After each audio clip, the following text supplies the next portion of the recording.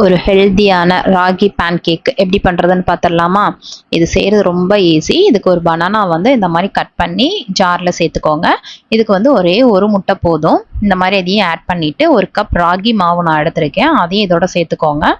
இது கூடயே வந்து கொக்கோ பவுடர் வந்து ஒரு ஸ்பூன் அளவுக்கு நீங்கள் சேர்த்துக்கோங்க. கொஞ்சமாக வெண்ணிலா எசன்ஸும் சேர்த்துட்டு அது கூட சுகர் வேணுன்ற அளவுக்கு சேர்த்துக்கோங்க. நான் ஒரு 4 டேபிள் ஸ்பூன் அளவுக்கு சேர்த்துருக்கேன். அதுக்கப்புறம் ஒரு டம்ளர் மில்க் இதையும் சேர்த்துட்டு நல்லா மிக்சியில் வந்து பேஸ்ட் மாதிரி அரைச்சி எடுத்துக்கோங்க. நல்லா ஃபைனாக அரைச்சி எடுத்துக்கோங்க. இந்த மாதிரி இருக்கும். ஸோ இதை வந்து ஒரு பாத்திரத்தில் வந்து மாற்றி எடுத்துக்கோங்க. அரைச்சதுக்கப்புறம் இந்த மாதிரி தான் இருக்கும். பார்த்தா உங்களுக்கு தெரியுதா? ஸோ இதுதான் கரெக்டான பதம். இதுக்கப்புறமேட்டு ஒரு பேனில் வந்து கீ சேர்த்துக்கோங்க. சேர்த்துட்டு ஆல்ரெடி நம்ம ரெடி பண்ணி வச்சுருக்கோம்ல, அந்த மாவு வந்து ஒவ்வொரு கரண்டியாக எடுத்து இதில் வந்து சிம்மிலே வச்சு ஊற்றி எடுங்க. நல்லா வந்து அடியில் அதுக்கப்புறமேட்டு பேக்கில் திருப்பி போடுங்க. ஃப்ரண்ட் அண்ட் பேக் இந்த மாதிரி நீங்கள் போட்டு எடுத்துருங்க. சூப்பரான ஒரு ராகி பேன் கேக் ரெடி. இது மாதிரி உங்கள் கிட்ஸுக்கு செஞ்சு கொடுங்க. அப்படியே சாக்லேட் ஃப்ளேவரில் தான் இருக்கும். ஏன்னா நம்ம கொக்கோ பவுடர் சேர்த்துருக்கறனால இது ராகி மாவுனே கண்டுபிடிக்க முடியாது.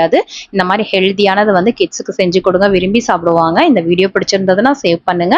என்னோட சேனலை சப்ஸ்கிரைப் பண்ணி எனக்கு சப்போர்ட் பண்ணுங்க. தேங்க்யூ.